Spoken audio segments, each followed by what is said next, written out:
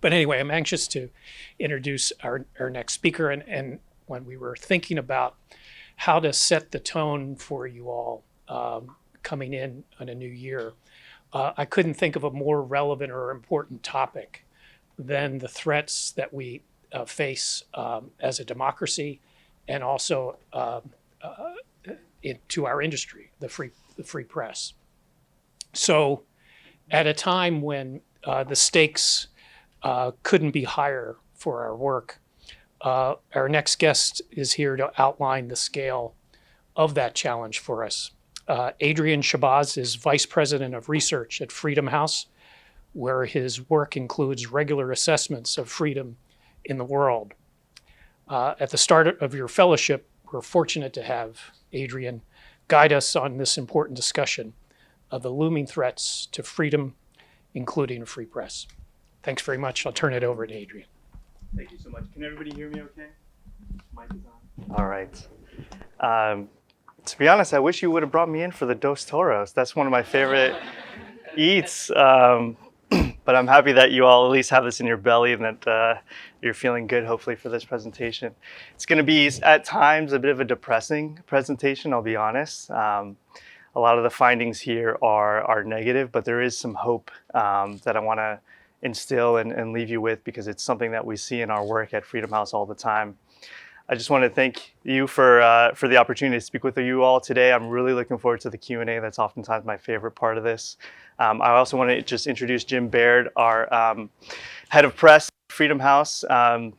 Any questions you have about this report, about our general work, you can reach out to Jim, or just the standard email, press@freedomhouse.org.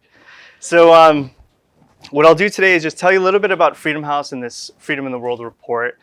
I will dig into some of the media freedom issues that I think really stand out for me in this report, and hopefully will be interesting for you. And then ending on this note of putting all of what I'm talking about within a more of a historical context, which I find really interesting when we're talking about this global struggle for freedom, that it's part of our generation, but also the generations before, and obviously the ones to come.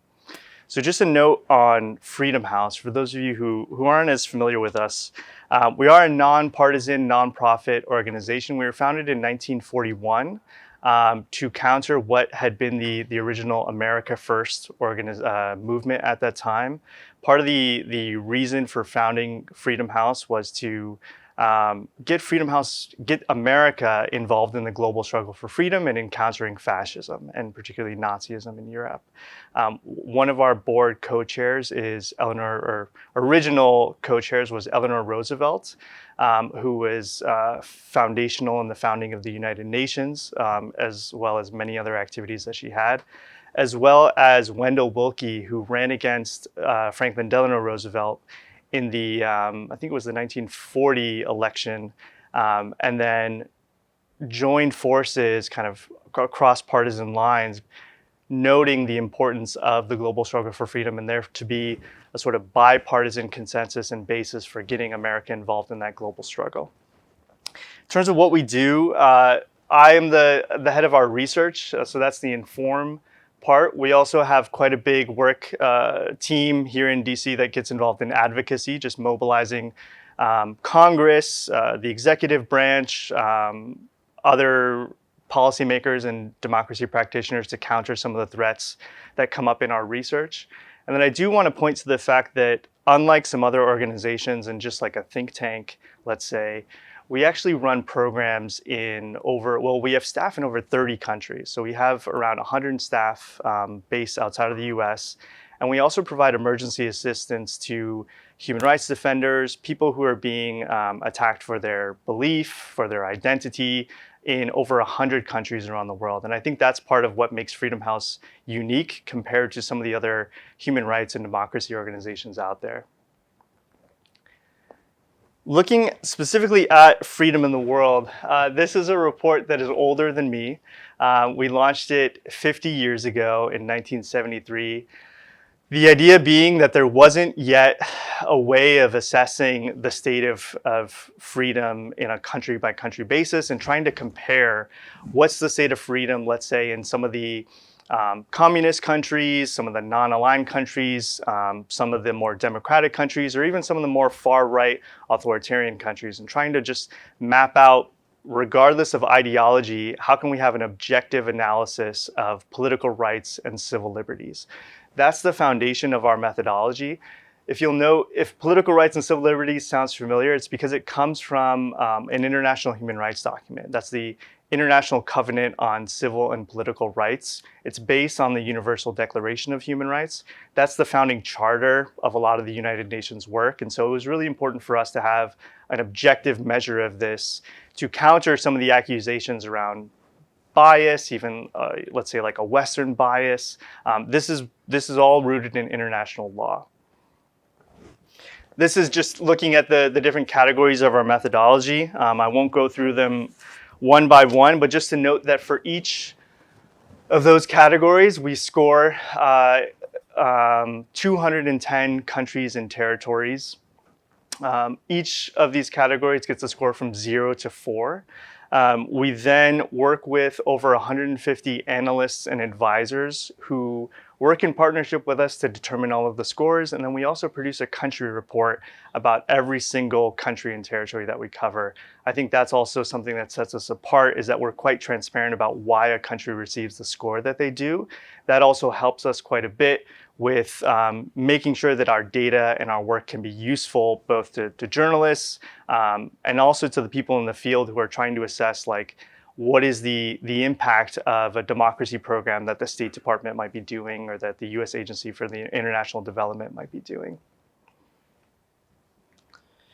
So this is our map. I think it's one of the more famous things that we produce. I've been really random factoid. This map is in, what is the movie about? The Devil Wears Prada. If you'll see like in the office somewhere, there's actually this map hanging on the side of the office in the movie. And it's been really cool to go to different places and to see this map like hung on a cubicle or on a conference room wall. Just to tell you a little bit about our scoring process though. So this is, as part of our analysis, we actually bring together all of our country analysts and our advisors into a room that's probably similar to this. We'll bring out some Dos Toros for them.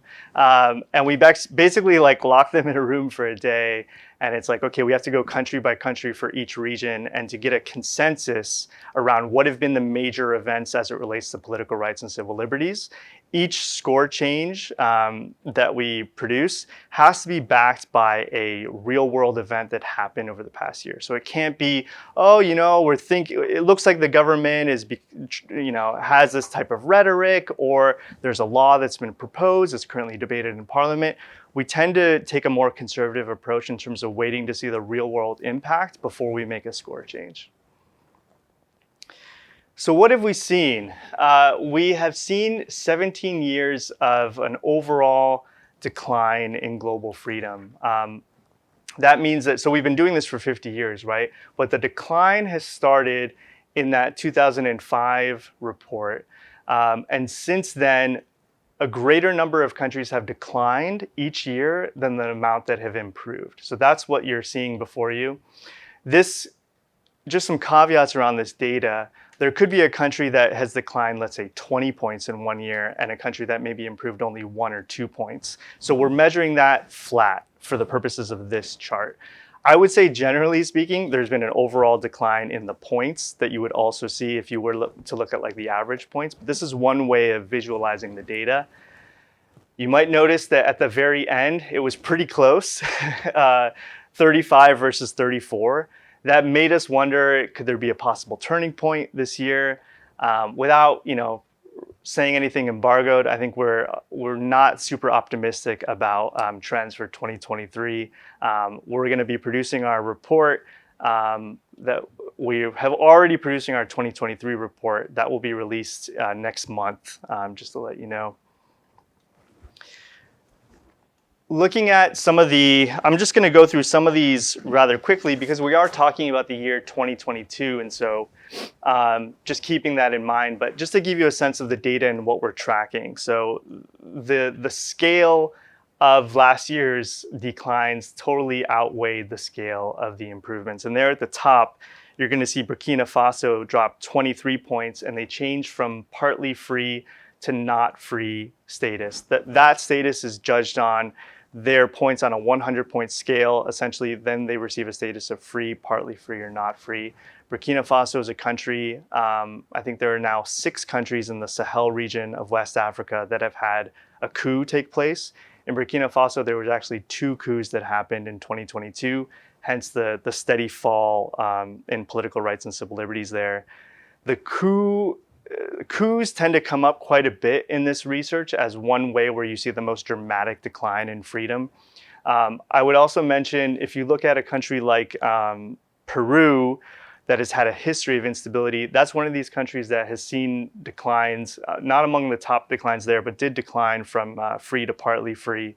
And that's where you have the legacy of a coup. And I think what's really interesting to think about as we think about the health of democracy is that once there is this fundamental break in the norms of democracy, like a coup, it's very hard for a country to bounce back after that. And we see that that tends to be a way where countries have trouble over decades to recover from such a huge attack. The other attack that we pinpointed, attacks on democracies, come from freely elected leaders.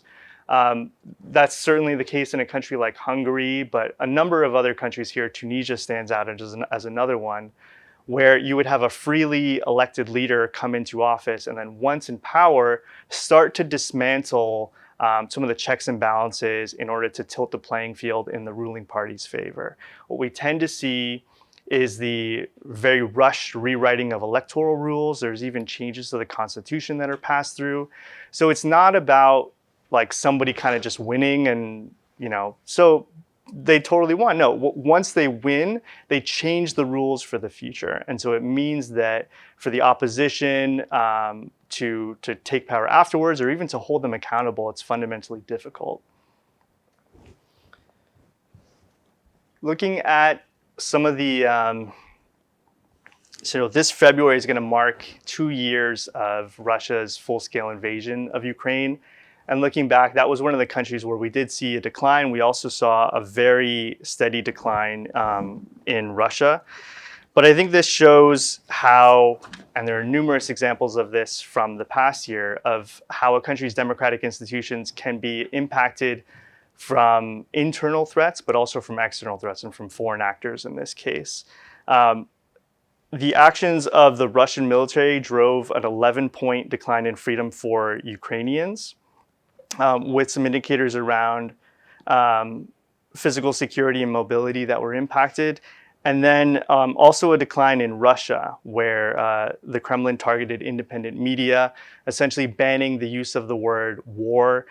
Anytime you were talking about the war, you have to call it a special military operation. That has led to the closure of dozens of independent media outlets in the country, as well as just people being pushed out of the country because they feel like they can no longer report from inside of Russia.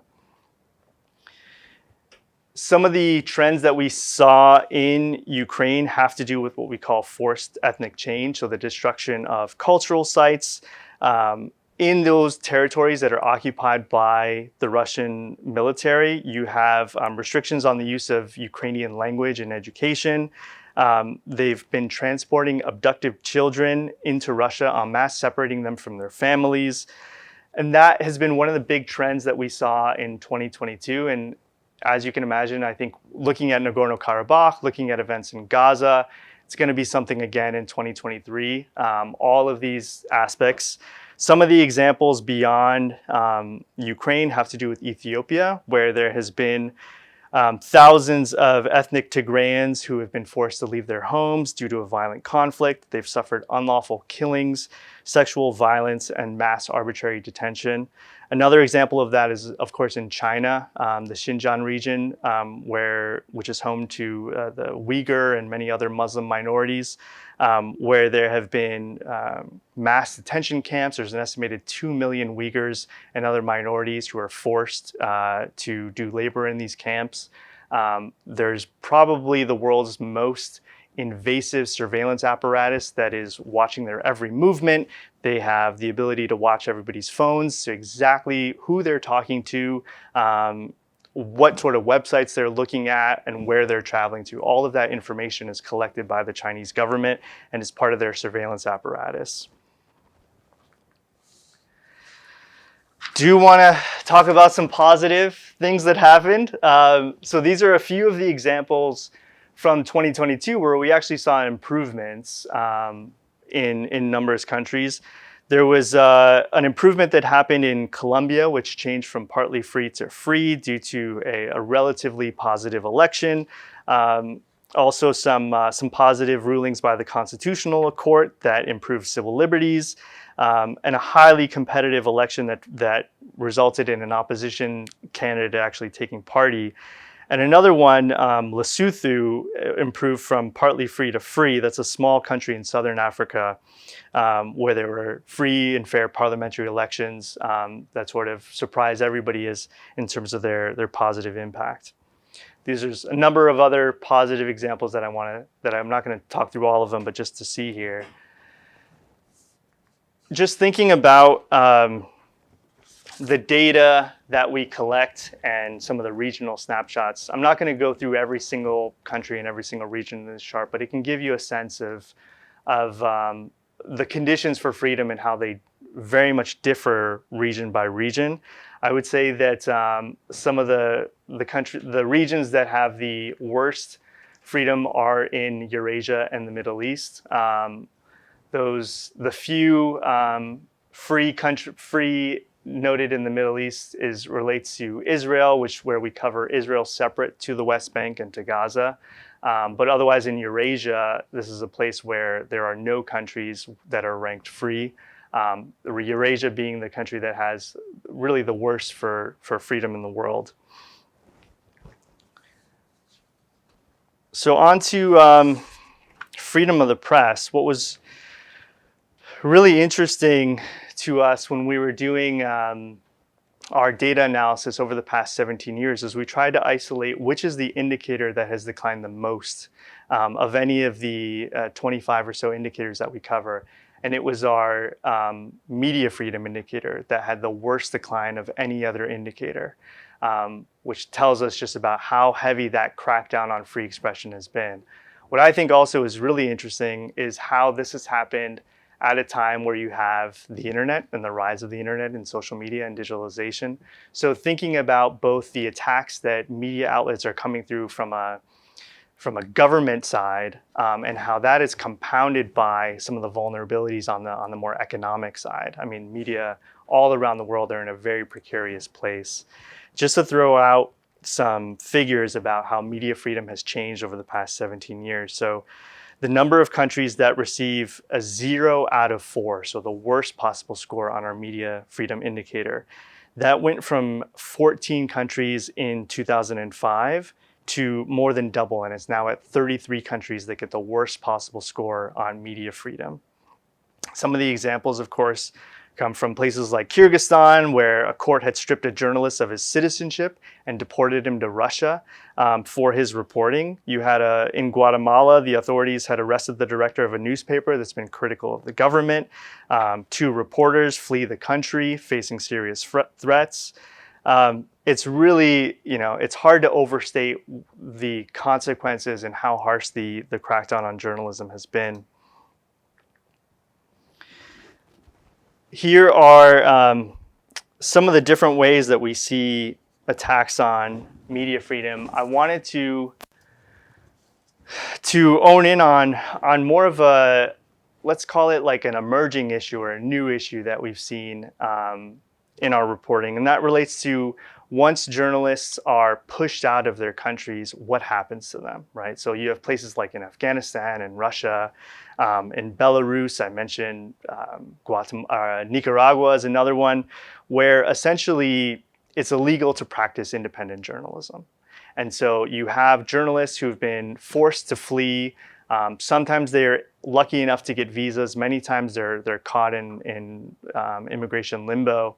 And then amazingly, many of them try to continue their work once they've left and to continue to serve their audiences from this hopefully a more free country that they've been able to where they've been able to seek refuge. The problem is that once they arrive in countries, including in democracies, they're still not safe. So we've seen between 2014 and 2023, we've tracked 112 acts of physical transnational repression against journalists perpetrated by 26 governments. So I want to kind of break that down about what that means. Physical transnational repression is when governments reach beyond their borders to intimidate, physically threaten, or even kill their dissidents or members of the diaspora communities. The big example of that being Jamal Khashoggi, who was killed by the Saudis while in Istanbul. There have been many, you might have heard about Masih Alinejad, an Iranian journalist, where there was an attempted plot to murder her in Brooklyn. So we're just to say that those are two of the very well-documented examples that we talk about, but there's actually 112 cases of this where there is a physical aspect of the transnational repression. When you look at some of the digital threats that journalists face once they leave their countries, I mean, that would be impossible for us to track just because there's so many. The instances of harassment, of smear campaigns, of doxing. There's so much out there that we cover in our report in qualitative ways, but just tracking that from a number is really hard. And I do think it's really interesting when we think about which countries these are that are the worst offenders. It's Belarus, Cambodia, China, Iran, Pakistan, Russia, Saudi Arabia, and Turkey. Those are the worst offenders. It's happening everywhere. It's happening in the United States. It's happening in strong European democracies. Obviously, in places where journalists have far less protections, it's like in a place like Turkey or in Egypt, where they're just forced to flee their home countries. They're really in dire need. And so we've produced a report in December all about this topic on exiled journalists and transnational repression. If you're interested in learning more about it and hearing some of the recommendations that we have. So how does this compare historically? This is as I said, we've been doing this for 50 years. I think this graphic is hopefully a more optimistic, let's say, or just kind of puts things into perspective about how far we've come. So the world looked a lot different when we started this report.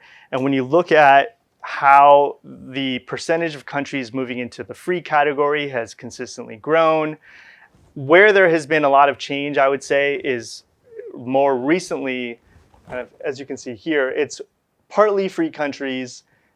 So the number of free countries are growing, but it's the partly free countries where they're continuing to descend into that not free category. So I would say that the democracies, by and large, are holding strong. I know that there's a lot of concerns about democratic backsliding.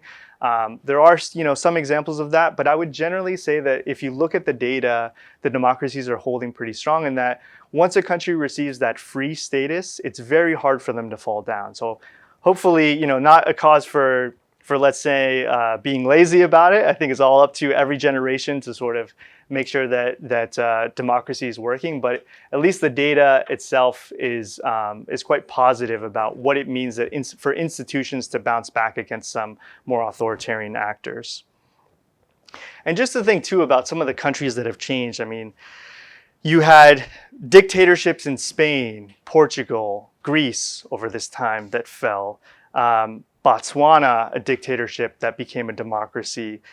Even in places in Asia, Taiwan, military dictatorship that fell. Look at now the country scores is among some of the best countries for democracy. Argentina, South Korea, I mean, the list goes on. I think it's really interesting as we think about like, there are some countries that are just, is this a battle that's worth fighting? Nothing's really going to change. At that time, a lot of these countries, people felt like they were never going to change. And as this graph shows, I mean, there has been quite a big movement towards democratization. On the other hand, there are 12 countries that have been not free the entire time that we've been doing this study. So if you wanted to think about like, what are some of the worst countries in the world for freedom? These are those 12 countries. I think that it's kind of interesting that there's only 12 countries that have been not free for this entire time. To me, that's kind of positive, but it also tells you about how dire the conditions are in these 12 countries. An interesting stat, there's one country that has switched status the most of any country over the past 50 years, and I wonder if anybody can guess it. It's kind of hard, but if you think about military coups, if you think about, like a different attachment to, like a kind of volatile attachment to democracy, it's not in the Western Hemisphere. It has changed, I think, 12 times from free to partly free to not free. Close, very close. You're in the right region. Vietnam. Vietnam has, I would say, not has as much positivity as like a Philippines in this country. Indonesia, close, not. It's a country that had an election very recently. Taiwan? No. Myanmar? No. Think about a place where it's fairly safe for people to go. It's kind of a tourism hotspot. Thailand, yeah. It's Thailand that's changed 12 times, but just gone up and down because there's been military coups that have brought a military, and then there's been a semi-free election, and then oftentimes there's a military coup later on, and then a semi-free election. So it's been one of these countries that has gone up and down, including over the past year. So I want to close there. I mean, just to note that this is one of our reports. I actually have worked a lot on our Freedom on the Net report, which is a report that looks at human rights online. We look at obstacles to access, limits on content, violations of user rights. Our last report was about the repressive power of artificial intelligence. It came out a couple months ago. We're doing quite a lot of work on AI. I would say that, looking into the future, two trends that we are tracking very close as it relates to global freedom is elections. As you've probably heard by now, there's an unprecedented number of elections that are happening in 2024. The other is around violent conflict and the impact. I mean, just to name some of the conflicts that are happening in Sudan and Myanmar, obviously Nagorno-Karabakh, Israel and Gaza. That is a trend that we are very closely monitoring and where we expect to see a lot of the declines happen in our future reports. Thank you. Well, great. On the happy note of press freedom's decline, I wanted to open with questions, but first I'll hijack the question and answer for one for me. You mentioned at the outset what contributes to a backslide. And when you discuss the free election of a person with authoritarian tendencies, the dismantling of rules and standards along the way, it sounded kind of familiar. So how closely are you watching what's happening in the US, and how much of a risk are we to backslide into yellow? Mm-hmm. It's a great question, something that we're monitoring closely. We do produce a report about the United States. We've been doing it for all 50 years, and we've actually done quite a bit of more detailed research and advocacy on the United States. The U.S. has been in a sustained period of declining scores as part of our reports. It's tracked. The decline started.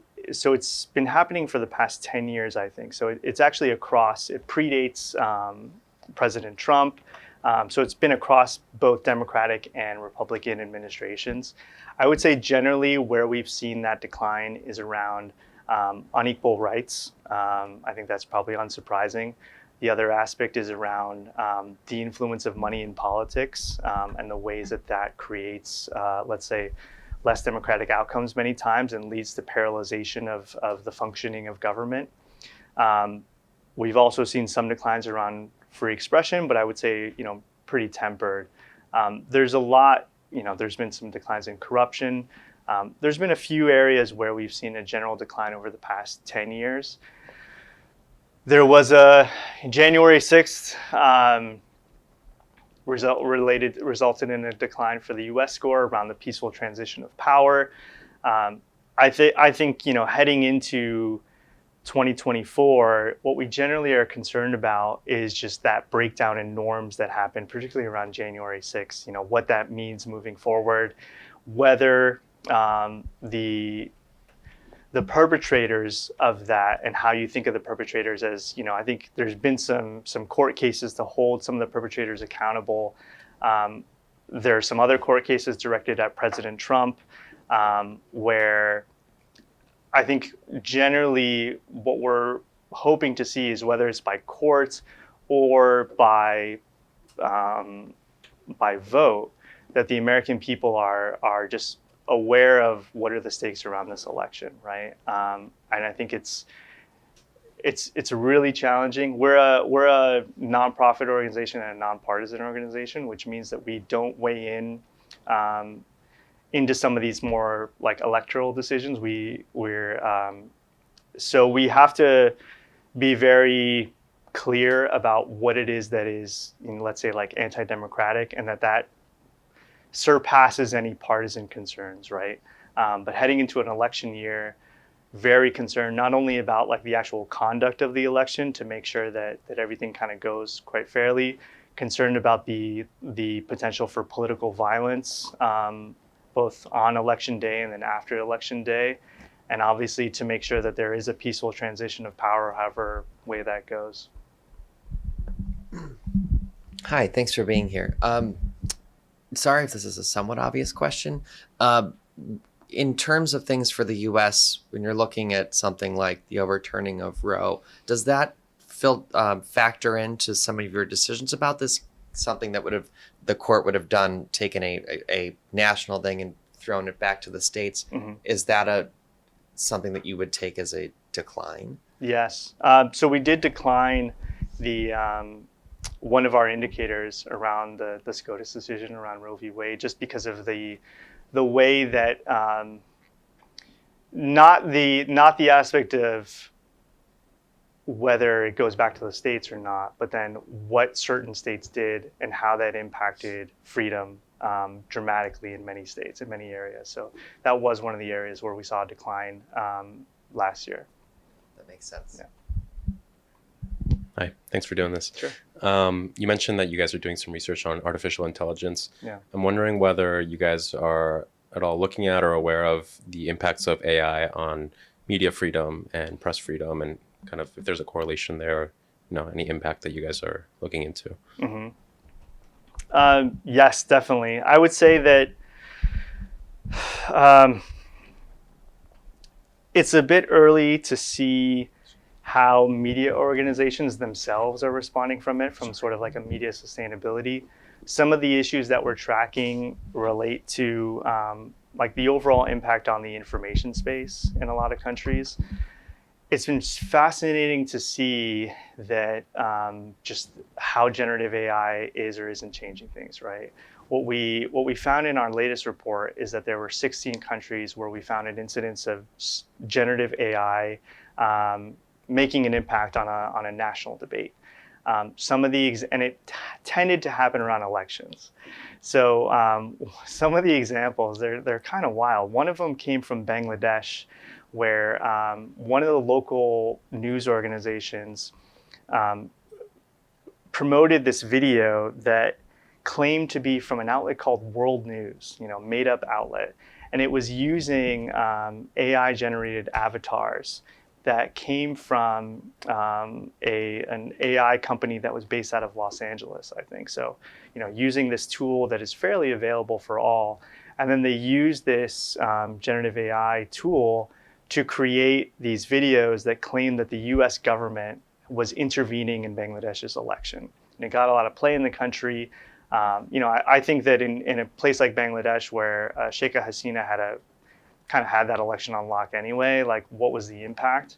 But some other examples that came out in Slovakia, there was which had an election in October, just a couple months ago. There was a leaked audio tape, or at least an allegedly leaked audio tape, that was claiming to show the leader of an opposition party speaking with a journalist. And it was the leader of the opposition talking about how they're going to rig the election in their favor and how they're going to like pay for these votes. And what was really interesting was that it came out during this. Slovakia has a moratorium period where you're not allowed to publish information about the election 48 hours in advance of the election day.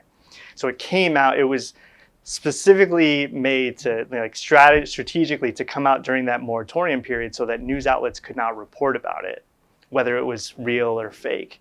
And then it came out in a pro-Russian, from this pro-Russian journalist, and then it was spread around pro-Russian Telegram accounts. It was rapidly picked up. So, suspicions that that was part of an influence operation, maybe even a foreign influence operation. Obviously that it was proved that, and if you heard the tape itself, it was quite robotic at times, and it was proved that it was fake. So I'm really concerned about whether or not people believe it and whether or not a certain segment of the population believe it. I think that these types of influence operations will have an impact no matter what. And even if it's, I don't know if you've seen some of the reporting recently around, generative AI around there was around like an obituary of somebody in New York City who was tragically killed in the subway, and it was picked up by this Indian entrepreneur who runs this like fake content farm, and then was just like pumping out fake stories produced with generative AI that were about this obituary and making it as if it was a stabbing, and it was all just for the clicks. It was all for the money. So I think that we're seeing some of the trends that we've talked about for many years from now about the influence of like actual fake news websites, of content farms, of disinformation. I think we're just seeing that trend exacerbated. To be candid, I'm very worried about where the media is going to go from there, whether they're even prepared for the 2024 election, and across the world. I mean, it seems like there is an opportunity for these malign actors to use generative AI in a way to interfere in elections that maybe they hadn't had before. I'm Diego with Bloomberg Industry Group. Hungary is often looked at as an example of democratic backsliding, but through the institutions, not through a military coup or one of these more classic examples, I would say, of how you overturn a democracy, but rather using the judiciary, the executive apparatus, Congress, and so on. I wonder if you could speak a little bit more about that, because it is a trend we've seen in other countries. Mm-hmm. I'm from Brazil, and in Brazil, a lot of people now say coups are no longer with the tanks on the street like they used to be, because Brazil had a military dictatorship in the 70s. So if you could speak a little bit more about this democratic backsliding through the institutions and changing them from the inside. Definitely. Yeah, so it speaks to, I think, how the international norms have changed. And so I think that there is, with some exceptions, and particularly around, the Sahel region of West Africa, we are seeing, it's less trendy to have a coup, right? I think it's generally seen as unacceptable by a population. It's not going to fly. So what we've seen in places, and I would point to Russia under Vladimir Putin as sort of the exemplar of this authoritarian playbook. Then you can go into Turkey with Erdogan and the way that he has maintained power, then into the Viktor Orbáns of Hungary and some of the attempts around this, potentially in Poland. What we've generally seen is that because democracy tends to still be the name of the game, like you have even some of these just unabashedly authoritarian leaders still feel a need either to their own populations or internationally to have this facade of democracy. And so it means that they go through elections, but then they do everything that they can to make sure that they are going to win that election in advance. They changed the constitution. I think that Russia is a great example of that, and then it followed, Erdogan did the exact same thing in Turkey, where there were term limits that you could only serve in power for 2 terms. Oh, let's just go in and change the constitution. Let's go in and then change it again and like flip around. So it's really clever. Generally, what we see is there is a massive crackdown on journalists because of the role that they play in terms of shaping the narrative, in terms of holding the government accountable, sometimes, promoting the opposition, or even just documenting abuse and corruption.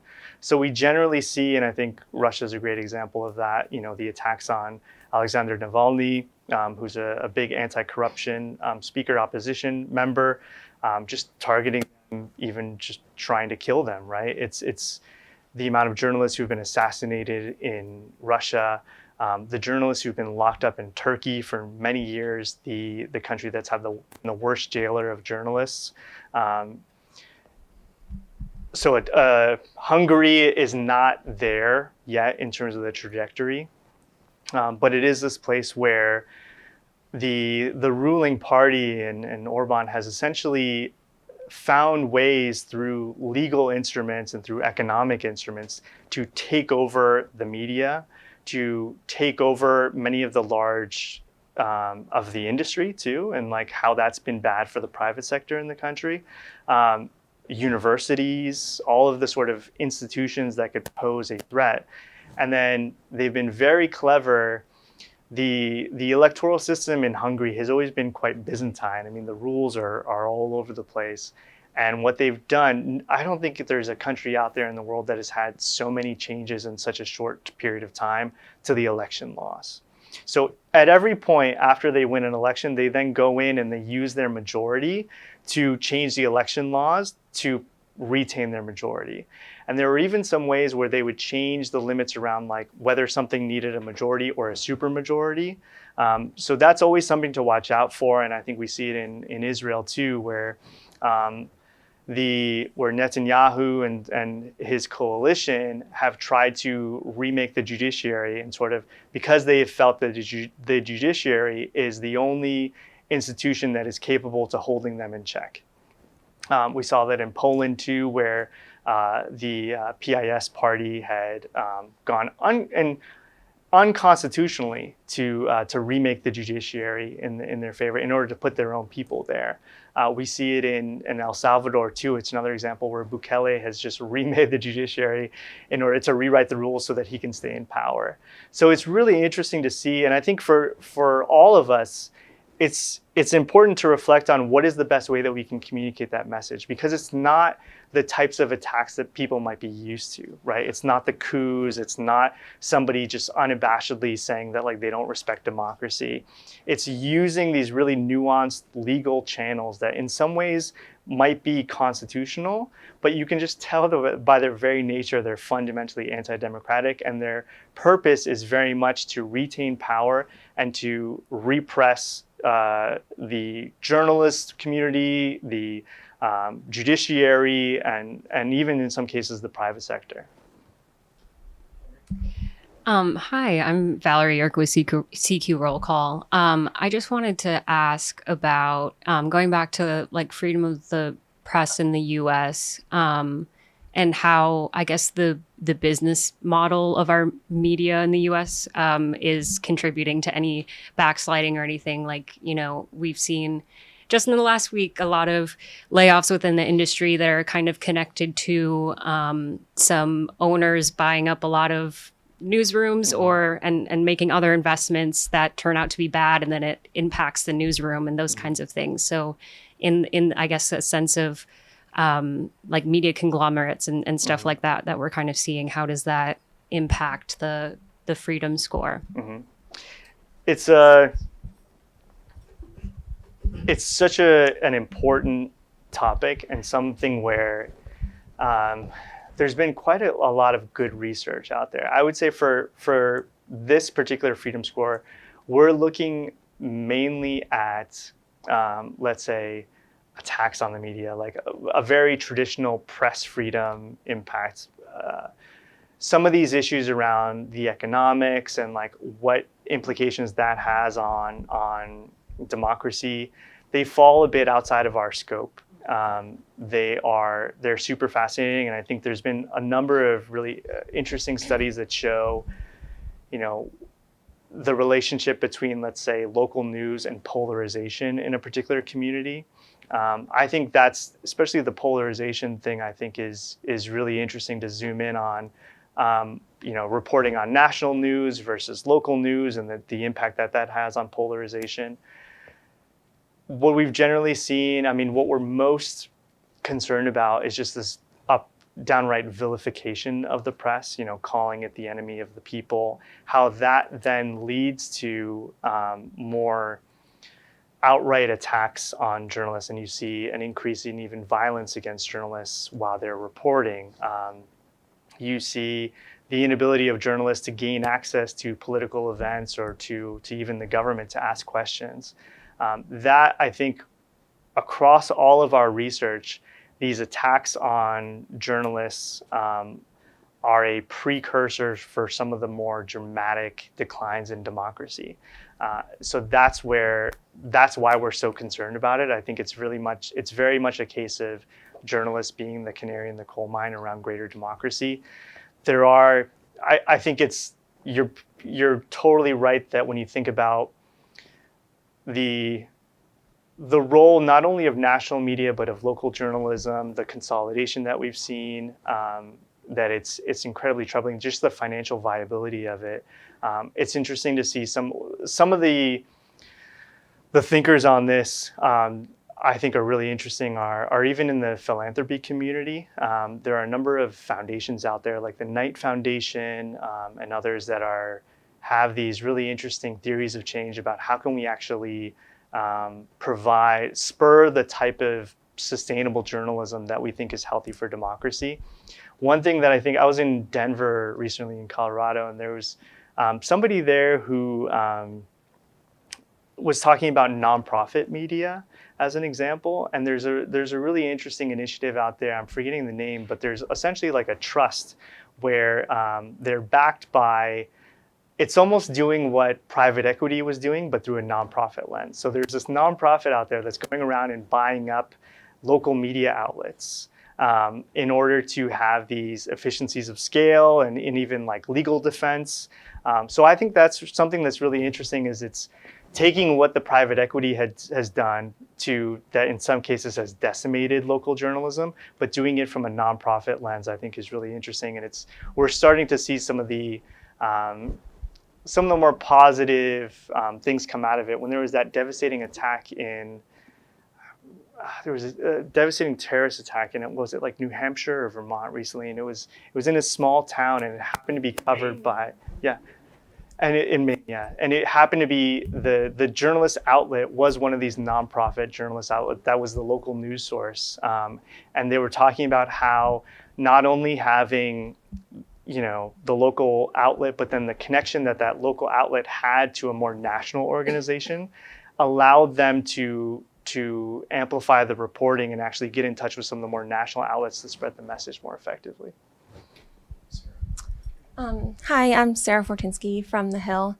I have two questions. I'm wondering how social media restrictions and COVID restrictions, both in the U.S. and internationally, how that affects the democratic score and freedom score, and also I'm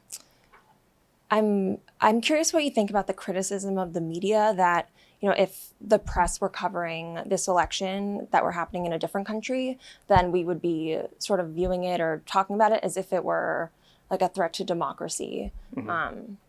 And that, some people criticize the media for, both sidesing issues and for not taking like a larger perspective on it. And I wonder what you think about that. Yeah, two great questions. On the social, can you just clarify what you mean by social media restrictions? What do you have in mind?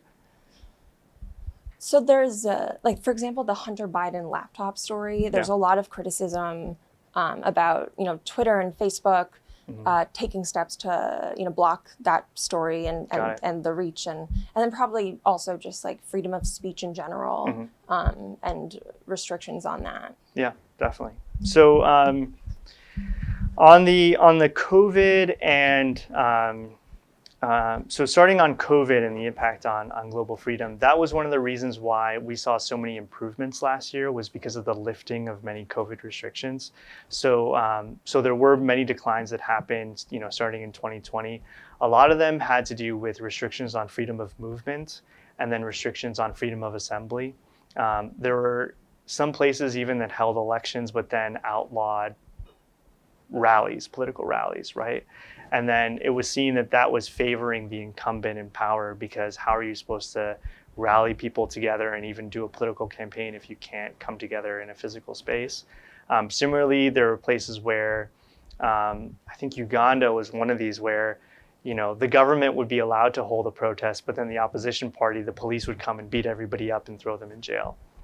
So I think part of it was the unfair nature of some of the restrictions, where if it was the government or the ruling party doing it, it was okay, but if it was the opposition or a civil society group, then it was outlawed. So thankfully, I think now we've seen things go back to normal, and that was one of the major reasons for the improvements that we saw last year. On the social media, so it's interesting because the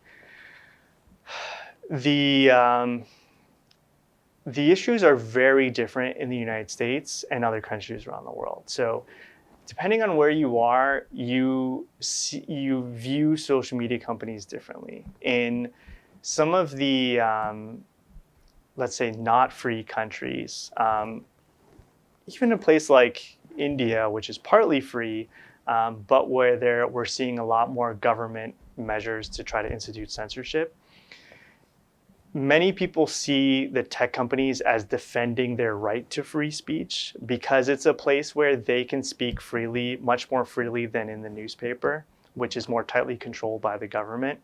So there's this really interesting aspect where in many countries, they don't want the government to regulate tech companies, because they know that that is going to make social media as unfree as the press is in their countries. And a lot of the journalists actually use social media to do journalism. They put their stuff on YouTube, especially in places like, all over the world. And I'm just having in mind a lot of the places in Belarus we've seen, like when people leave Russia and Belarus, they're just doing their shows on YouTube, and then they're monetizing it, and they're able to actually sustain themselves. In the US, it's different, because the government itself is not we have the First Amendment here. It's probably the strongest. It is I think the strongest law protecting free expression of any other country in the world. So it's very different from some of the other countries that we're talking about. Where the problem has been is that a lack of regulation and even just transparency requirements for social media companies has left them just to do whatever they want. And so what it means is that a lot of it depends on who is in, like the policies and the implementations of the policies depends on who is running the company. What is their willingness to set the policies? And it tends to be, especially if several years ago, it was very arbitrary, right? Like they were just kind of changing it as events happened. That has generally been our criticism of the social media companies, is just to get their acts in order around when you have policies, put them out there for the public to see. And then once they're there, to enforce them consistently. I think part of that is so challenging given the amount of content that is out there. So there's a lot of really interesting details where it's like, how do you actually implement this in practice? Is it to just leave everything up? Is it to only narrow it to speech that is seen as like definitely illegal? Is it defamatory materials that you leave up? So the legal details are incredibly complicated. Where there is a deep concern in the United States or everywhere is when the government is pairing up with the social media companies, like to enforce some kind of ideology or political message. And that's where I think a lot of the concerns around the Hunter Biden was like, well, why is it that where there is a concern that the government is telling the companies to do something where it's not based on the law, we always want there to be, and it's really important, and there's been some Missouri versus Biden, I think, is the recent court ruling about what is that way that the government and state actors should be liaising with the private sector around threats.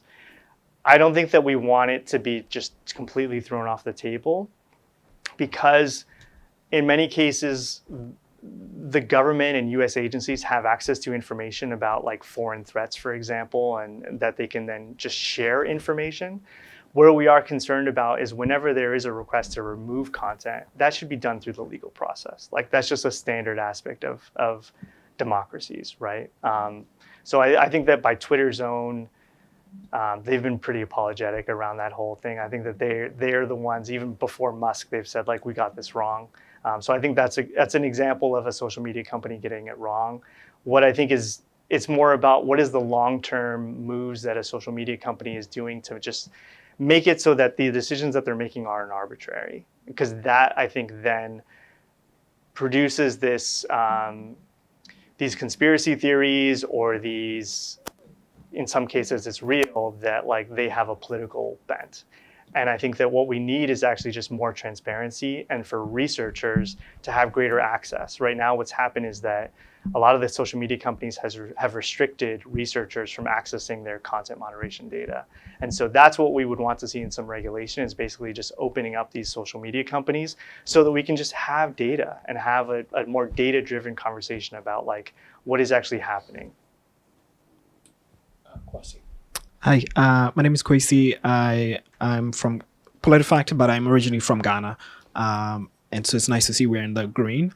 My question is, how do you get people to care about this, especially here in the US, which has its own issues, as we have just talked about. And places like Ghana, even though we're in the green, there's still things that may need to change. Mm-hmm. Yeah, it's a question that we get a lot. I think that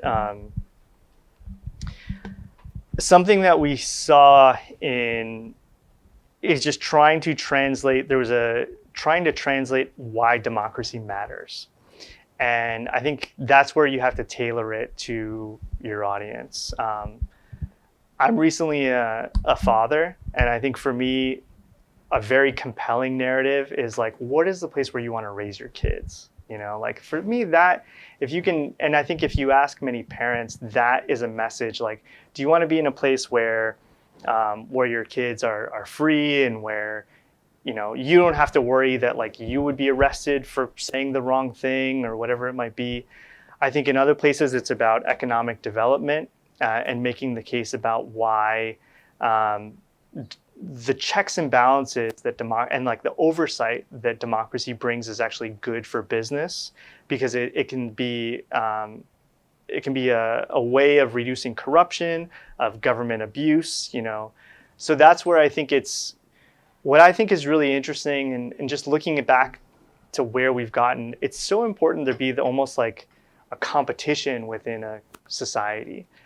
When the press is able to take a more adversarial stance towards power, that's something that makes power very uncomfortable and makes people uncomfortable. Like, why would we have a press that is almost anti-government, right? If it's all about like having a strong country, then there's this idea that you would want the press not to be making you weak.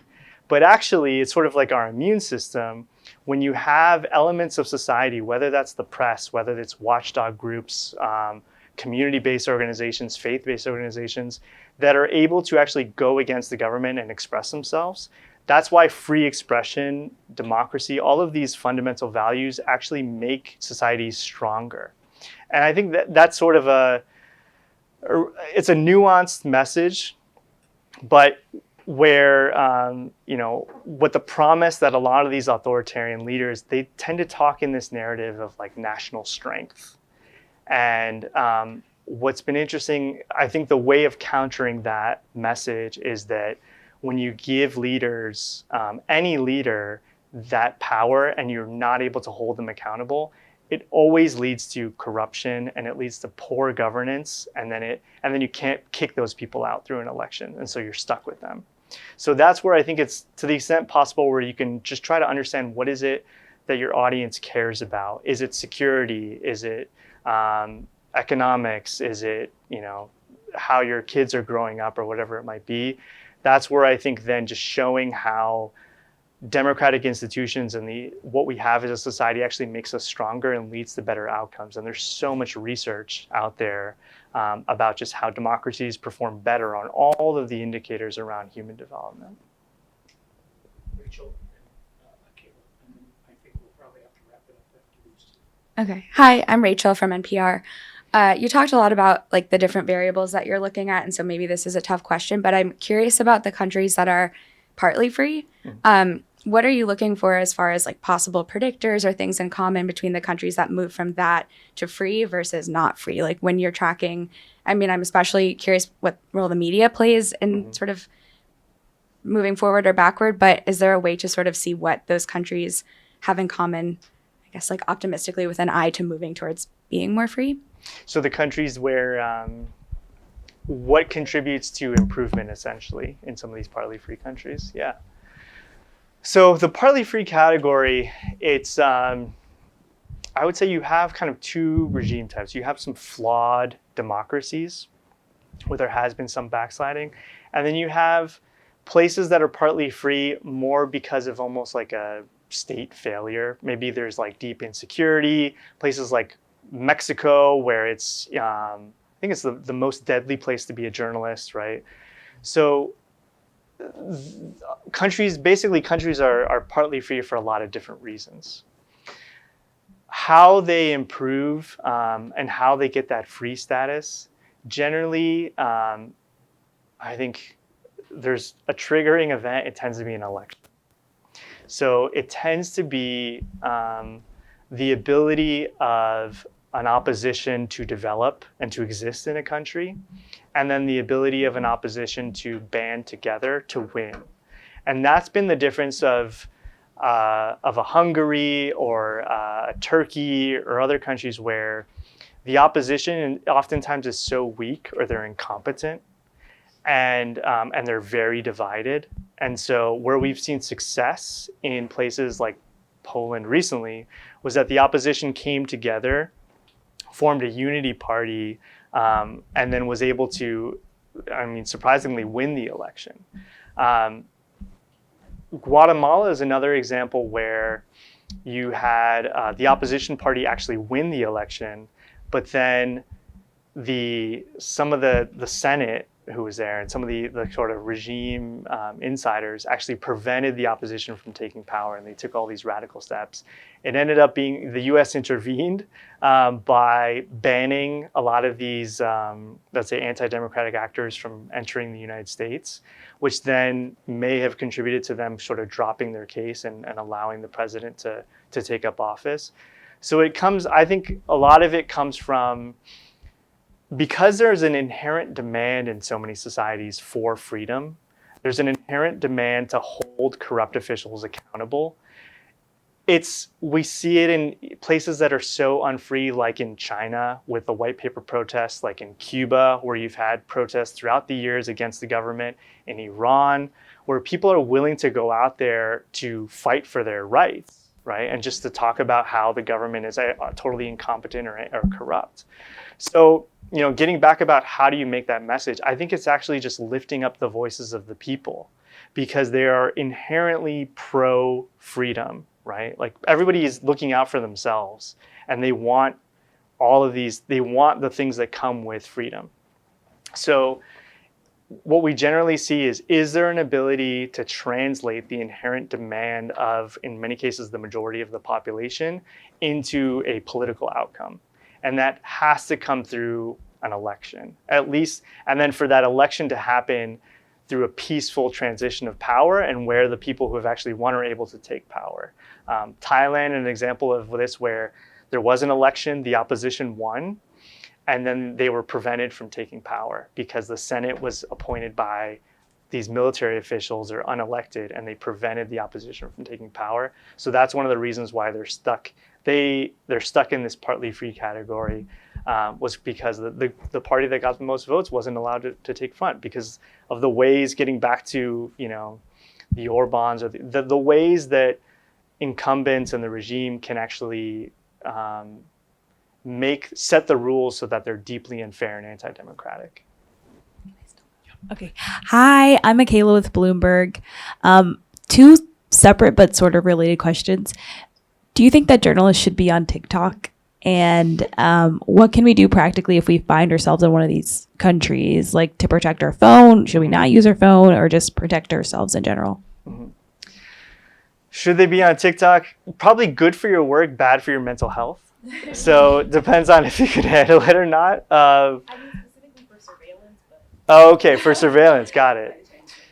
Yeah, so I think we do a lot of work around digital security. I would say that everyone should be doing a risk assessment based on your own needs. So whether it's like what kind of apps you have on your phone, which countries you're going to, and then it's then about what is it that you're seeking to protect. So specific information, if it's your location data that you're seeking to protect about like where are you going, that means just like leaving your phone at home, right? Like, because there's no way that you're gonna prevent that information when you're traveling from getting caught up. If it's, your private messages or emails, then there's, ways of going about particularly securing that through, end-to-end encryption, and I think something that general digital security is to the extent that you can separate your personal and your professional life, I think is really helpful to have separate devices for each. And when you're giving out your phone number, that's not your personal phone number that you're giving out everywhere. Just thinking about surveillance and even spyware. I would say generally speaking, like if you're visiting foreign countries for work and you're doing work, just being very careful. And there's a group called Tactical Tech, I think, and EFF, the Electronic Frontier Foundation, does a lot of great work. They have something called Security in a Box, where they can kind of go through and do like a risk assessment for you. It's just like something you go onto the website. They'll give you different tips about what you can do. As it relates to particularly TikTok, if you think that if you're reporting about the Chinese government, don't have TikTok on your phone. At least don't do reporting or have it on your personal device, right? So it comes back to who do you think is spying, and is that the threat that you have, right? If it's we're all vulnerable in different ways. It's just the reality, and there's ways that. So it's more about specifying who are the actors that you're worried about, and in some cases be like, in many cases in Latin America, for example, it might even be like a criminal gang that has access to some surveillance tools. So if you're doing reporting about them, it's like, how do you protect yourself against them? But generally speaking, I would say, just having all the good stuff around end-to-end encryption, around multi-factor authentication, trying to avoid any sort of text-based or like SMS-based authentication where they're sending you a pin on your text messages. Those can be pretty easily stolen or like rerouted. That's where a lot of accounts get hacked. So if you have like an app like Duo or another app where they can like generate a code for you, or even better, using these like keys that you can plug into your laptop. There's one called like a YubiKey. Google makes something called Titan. So there's a lot on like securing your devices, I would say. We're no longer in like that Edward Snowden, like where everybody has to use PGP. Thankfully, like we all have Signal and like, even WhatsApp where we can use that, where there's a pretty good level of protection. But I would say, particularly if you're going to a foreign country, I would expect that they can monitor you if they want to. So I'd just be very careful about your sources, how you're communicating with them, how you might be putting them at risk, and just asking them. Sometimes they'll know what precautions that they like to take, and they can even recommend it to you. Unfortunately, we have more questions than time, but I want to thank Adrian for an incredibly informative session. Good to hear.